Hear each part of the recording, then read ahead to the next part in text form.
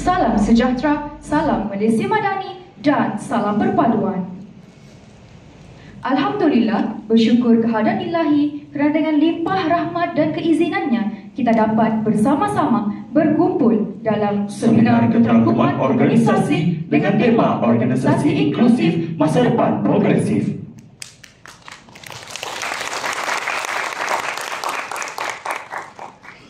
Hadirin dan hadirat yang dirahmati sekalian, bagi memberkati majlis kita pada hari yang penuh bermakna ini, marilah kita bersama-sama menadah tangan, mengaminkan bacaan doa, memohon keberkatan. Oleh itu, majlis dengan ini menjemput Ustaz Muhammad Khairul Isyam untuk memimpin bacaan doa. Majlis dengan segala hormatnya mempersilakan.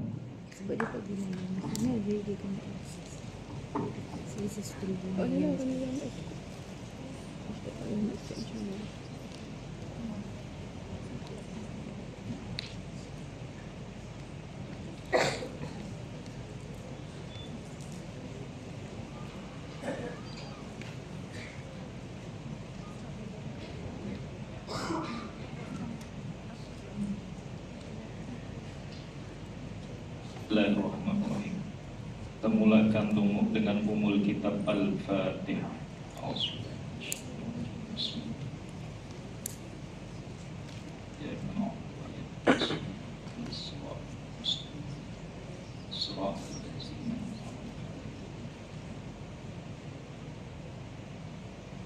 Bismillahirrahmanirrahim. Amin ya Allah, amin ya Rahman, amin ya Rahim.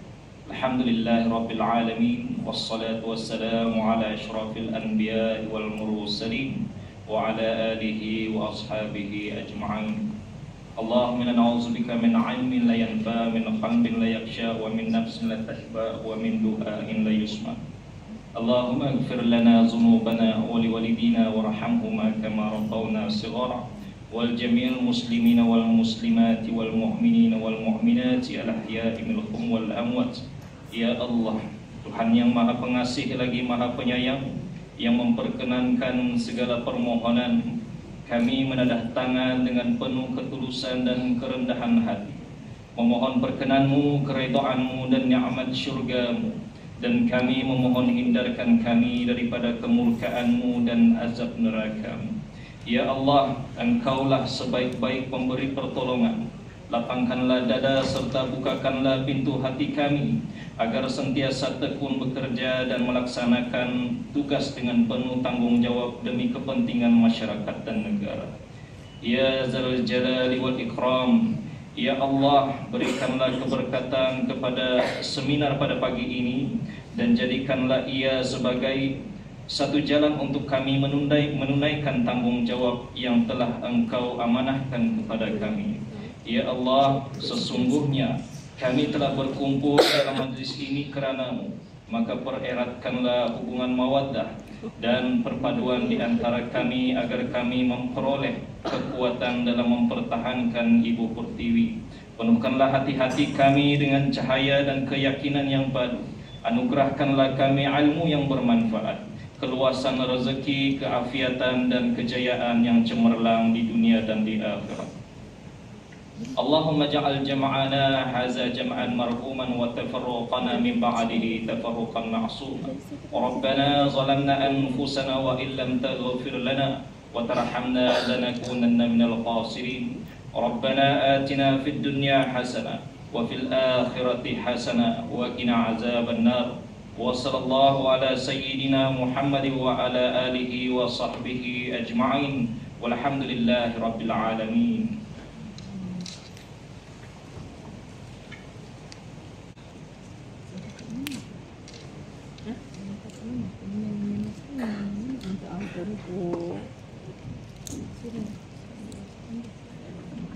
Terima kasih Cik dan acara majlis.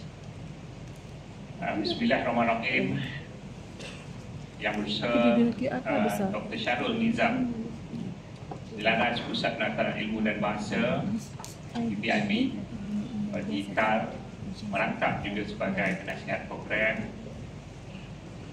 Yang berusaha Dr. Nosikion, I hope I pronounced correctly, Sama ni pencarakan PPIB rangkap pelaras utama program yang berusaha Encik Mas Adi Alimin, penolong pendaftar kanan UMSK, merangkap penyelaras bersama program yang kita alu-alukan Puan Sharifah Yong Nadia, Omar Saleh, penceramah jemputan, ketua-ketua jabatan, ketua-ketua sektor, ketua-ketua badan belajar, seterusnya mahasiswa-mahasiswi yang dikasihi sekalian. Assalamualaikum warahmatullahi wabarakatuh. Salam sejahtera, salam Gusti Malaysia Sabah dan salam Malaysia Madani.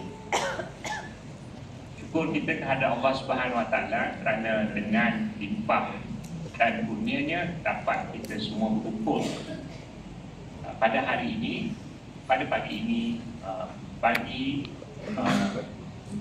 seminar keterangkuman organisasi yang julung kali diadakan oleh UMSK dengan tema organisasi inklusif masa depan progresif. Dan sebagai pembuka bicara, izinkan saya berkongsi serangkap pantun. Ini dia nulis teks ni, dia suruh saya berpantun juga. So, indah panorama labuan penenang Talbu, banyak citra menjadi inspirasi. Bersama kita menimba ilmu dalam program keterangkuman organisasi.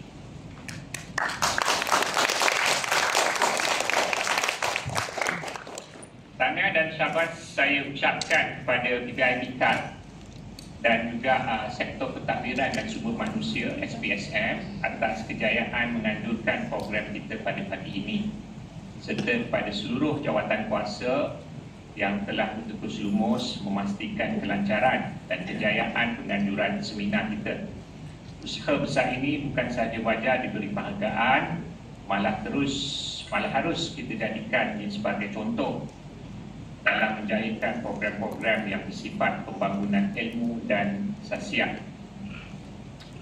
Setinggi-tinggi terima kasih juga saya tujukan kepada penceramah jemputan kita pada pagi ini, Puan Sharifah Yong Nadia Omar Saleh, yang hadir jauh nun sana, tak sampai Ranau, di Tuaran Sabah, dengan latar belakang yang luas dalam bidang kepimpinan dan latihan.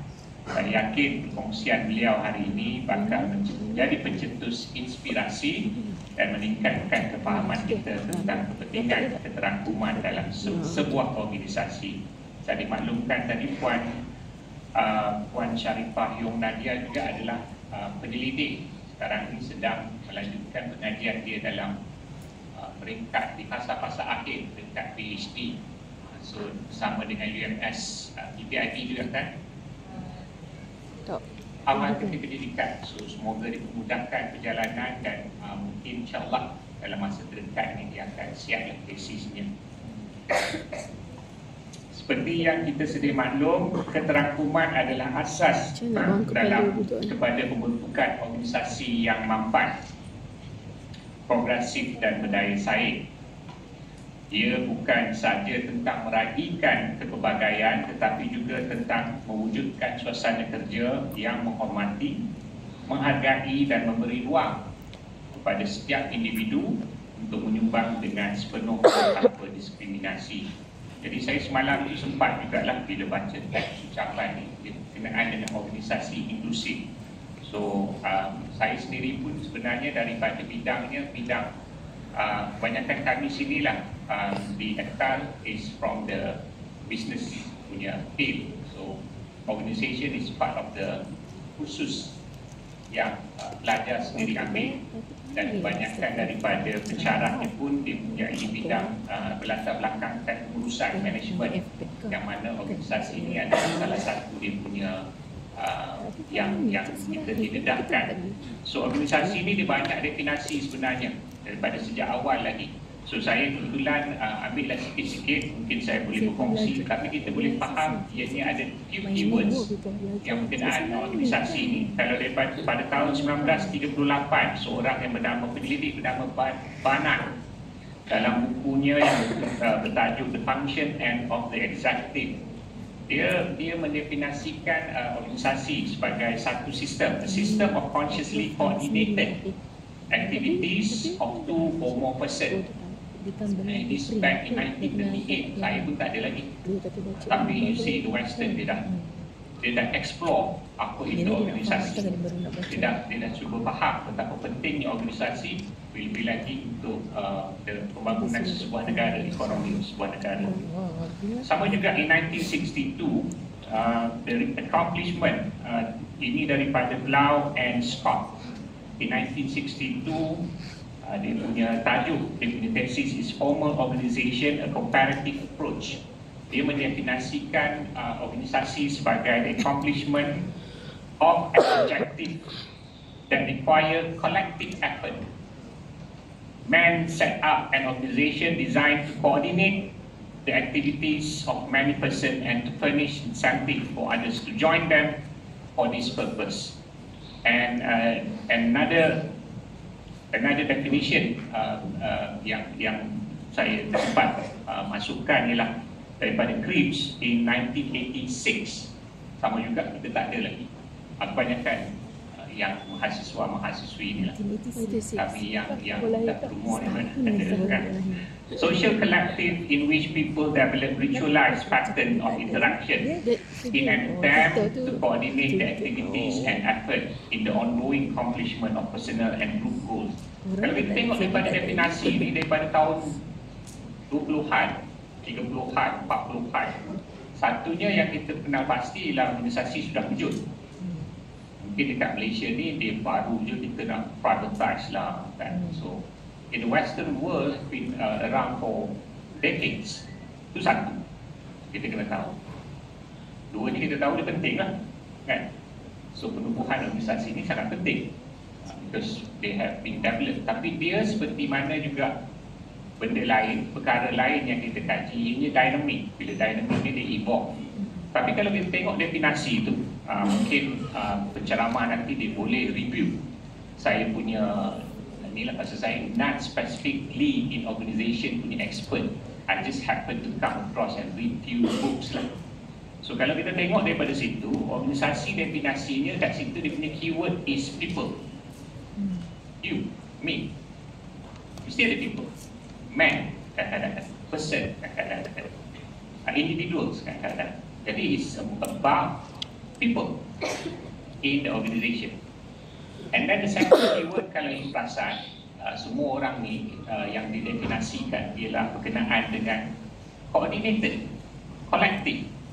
So in a way, organisasi ialah definisi bahasa Melayu saya lah, kan, penting, individu dan bersama-sama untuk mencapai satu objektif. I simply put in Malay punya ni lah. So organisasi, I think that's the keyword lah. It's about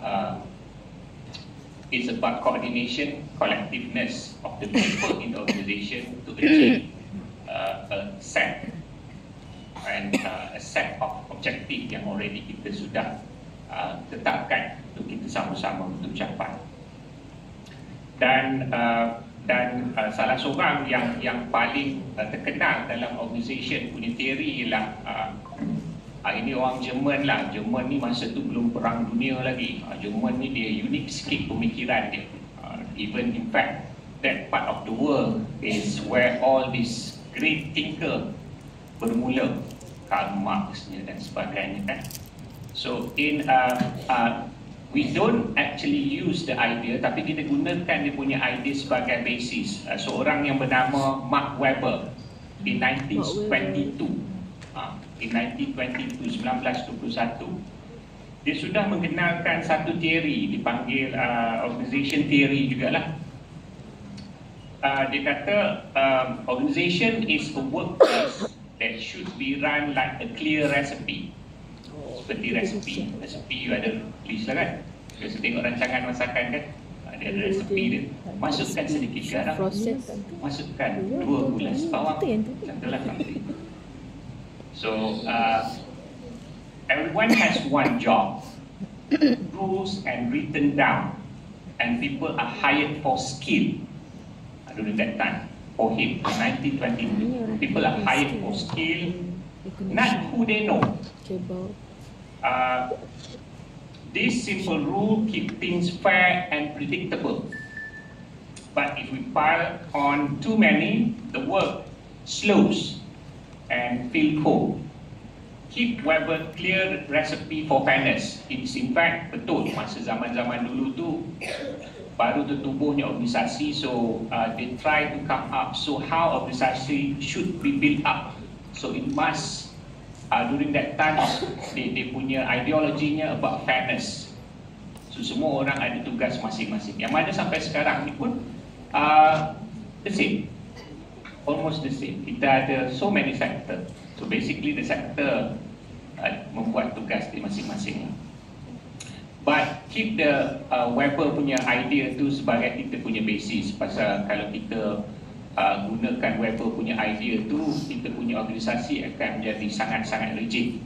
So because if we bertentangan dengan idea topik kita pada hari ini, iaitu about inclusivity. So Weber punya idea in 1921 dia ada hierarki. Sekarang tak boleh hierarki. Tengok masuk viral nanti kan. Sekarang semua everyone. Bukan you saja yang boleh viral, saya pun boleh guna juga. Saya pun kurang reti lah, tapi bolehlah saya guna Facebook tu kan. So it's not that suitable. Weber punya idea, tapi Weber dia nak terapkan semangat of how organization should be fair. Should be fair, regardless of whether you know or don't know the person, and treat them and give them merit because of what they have given as an output. So kalau kita kekalkan Weber punya idea, mungkin kita akan banyak red tape, panjang prosesnya. So but Weber they give an idea about fairness, which is really good masa time. So okay, program ini berperanan besar dalam memperkukuh nilai profesionalisme dalam kalangan penjawat awam dan juga mahasiswa. Mahasiswa pun dia ada kelab dan persatuan dia. So in a way it's an organisation. Maka saya menyeru semua peserta agar memberikan perhatian penuh dan memanfaatkan sepenuhnya ilmu yang bakal dikongsikan. Saya rasa sangat challenging jugalah, inklusif yang akan disampaikan ni. It just happen Puan Sharifah, I've been in the management for almost more than 20 years. Walaupun diambil sebagai academician, so saya terlibat dengan pentadbiran more than 20 years. Since 2005, 20 years lah, macam-macam lah. So inclusivity ni is a big word actually, and it's very challenging how to involve people. Tapi you can achieve that one, but it's going to be a real challenge juga lah at the same time. But indeed dengan era dan masa sekarang ni, inclusivity sangat-sangat penting. Dengan medianya, dengan so many different platform, you need to include inclusivity in the organization. Because as a manager, you are not the smartest around actually. Because you don't know much, so you need to ask people, you need to listen to people, and you need a good advice, so that you can make a better judgment and sound decision. So you need everyone punya idea, and you need to screen it better, and then in a way everyone can contribute and chip in punya idea in the organization. So inclusivity for me is they involve as much as people punya idea on how to make the organization better. Sebagai penutup, saya meletakkan harapan agar penganjuran seminar seperti ini diteruskan secara terusan, menjadikan penubuhan budaya kerja inklusif dan menyumbang kepada pembentukan generasi kepimpinan yang lebih terbuka, daya tahan dan bersedia menghadapi cabaran masa hadapan.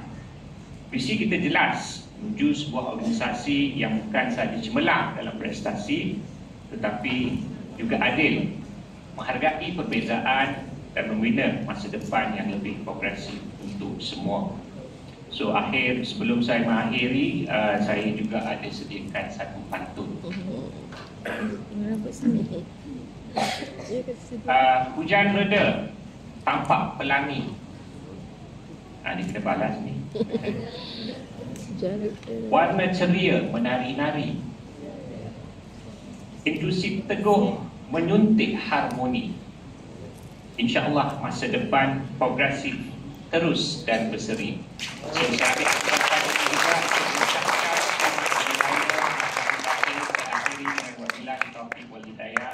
Wassalamualaikum warahmatullahi wabarakatuh. Terima kasih.